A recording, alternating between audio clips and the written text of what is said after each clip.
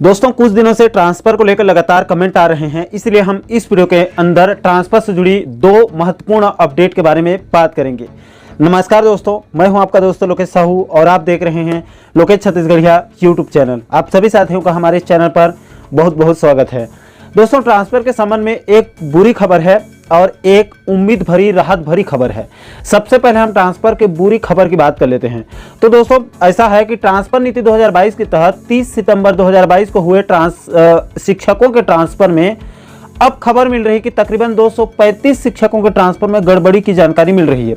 दोस्तों इसके संबंध में परसों 4 मई 2023 को डीपीआई से एक आदेश जारी किया गया है, जिसमें सभी जेडी को निर्देश दिया गया है कि बिलासपुर हाईकोर्ट के पारित 21 अप्रैल 2023 के एक आदेश का हवाला देते हुए डीपीआई ने प्रस्ताव मांगे हैं। दोस्तों इस आदेश में डीपीआई ने साफ साफ कहा है कि शिक्षकों के ट्रांसफर आदेश 30 सितंबर 2022 में 235 शिक्षकों के ट्रांसफर त्रुटिपूर्ण हुए हैं, जिसके कारण से 172 स्कूल शिक्षक विहीन हो गए हैं। यानी कि ट्रांसफर के बाद 172 स्कूलों में शिक्षकों की कमी हो गई, वहां पर शिक्षक ही नहीं बचे हैं। इसके अलावा 20 शिक्षकों का पर्यवेक्षावधि यानी कि प्रोविजनल पीरियड में ही उनका ट्रांसफर कर दिया गया है। इसके अलावा 15 शिक्षकों का ऐसी संस्थाओं में किया गया है जहां पर पद रिक्त ही नहीं है।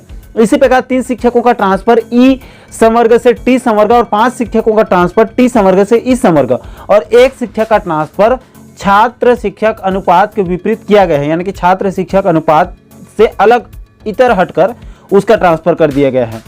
इसमें कुल 161 शिक्षकों को कार्यमुक्त किया जा चुका है, जबकि 74 शिक्षकों को कार्यमुक्त नहीं किया गया है और वो अपने संस्था पर ही अभी सेवा दे रहे हैं। इस आदेश में यह भी स्पष्ट रूप से बताया गया है कि बिलासपुर हाईकोर्ट के 21 अप्रैल 2023 के आदेश के मुताबिक 235 शिक्षकों के ट्रांसफर आदेश को निरस्त करते हुए ट्रांसफर की नई संशोधित सूची जारी करने के निर्देश दिए गए हैं। इसीलिए शिक्षकों की ट्रांसफर सूची उनके सूची को संलग्न करके संशोधित ट्रांसफर प्रस्ताव को सभी जेडी कार्यालय भेजा गया है और इसमें यह भी कहा गया है कि हाई कोर्ट के आदेश के बिंदु क्रमांक 7, 8, 9 और 10 का पालन सुनिश्चित करने के लिए कहा गया है और इसका पूरा प्रस्ताव को कल 5 मई 2023 तक गोपनीयता के साथ मंगाई गई थी। तो दोस्तों इस आदेश के मुताबिक अब उन 235 संबंधित शिक्षकों के ट्रांसफर पर तलवार लटक गई है। अब जांच के बाद अगर दोषी पाए जाते हैं तो इन सभी 235 शिक्षकों के ट्रांसफर आदेश निरस्त भी हो सकते हैं। तो दोस्तों ये तो हो गई ट्रांसफर को लेकर एक बुरी अपडेट की।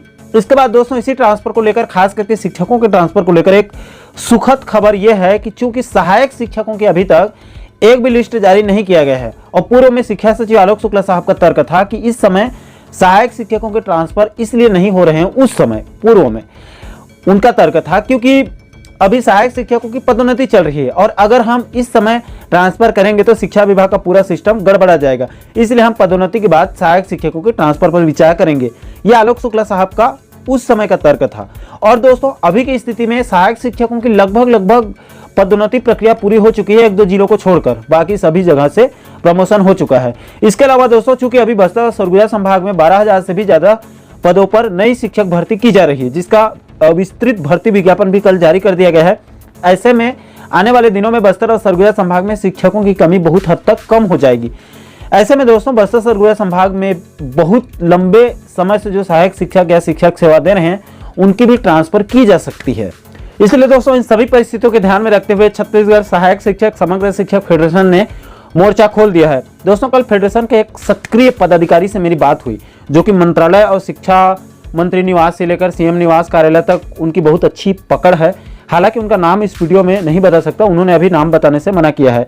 दोस्तों फेडरेशन की तरफ से कल सहायक शिक्षकों के ट्रांसफर के संबंध में सीएम निवास और शिक्षा मंत्री निवास कार्यालय में ट्रांसफर की मांग को लेकर ज्ञापन सौंपने के लिए वो मंत्रियों के कार्यालय पहुंचे हुए थे, लेकिन कल बुद्ध पूर्णिमा के अवकाश होने की वजह से ज्ञापन नहीं दे पाए। इसके अलावा आज शनिवार और कल रविवार का अवकाश होने वाला है। ऐसे में मंत्रियों के कार्यालय में लगे कर्मचारियों की ज्यादातर छुट्टी रहेगी, इसलिए अब सीधे सोमवार को ट्रांसफर की मांग रखी जाएगी और ज्ञापन सौंपा जाएगा। तो कुल मिलाकर दोस्तों इस वक्त ट्रांसफर को लेकर एक दुखद और एक सुखद खबर है।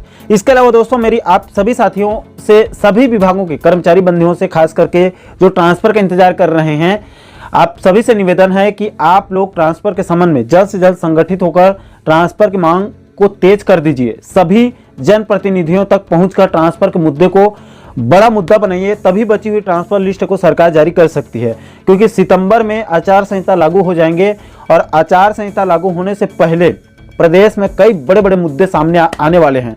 बीजेपी कांग्रेस जो है वो हिंदू मुस्लिम करते करते चुनाव को निपटा देगी और आप ट्रांसफर को देखते रह जाएंगे। इसलिए दोस्तों मेरी सलाह है कि ट्रांसफर के लिए अब आप लोगों को कमर कस लेनी चाहिए।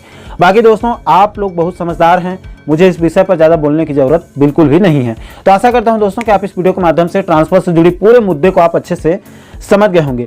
दोस्तों इस पूरे मामले पर आप लोगों की क्या राय है, आप नीचे कमेंट सेक्शन में अपनी प्रतिक्रिया जरूर दीजिएगा। और दोस्तों आप आगे भी ट्रांसफर से जुड़ी पल पल के अपडेट को वीडियो के माध्यम से समझना चाहते हैं, इस टॉपिक पर आगे भी आप वीडियो देखना चाहते हैं तो हमारे चैनल को आप सब्सक्राइब कर लीजिएगा, ताकि आने वाले सभी नए वीडियो का नोटिफिकेशन आप लोगों तक तुरंत पहुंच सके।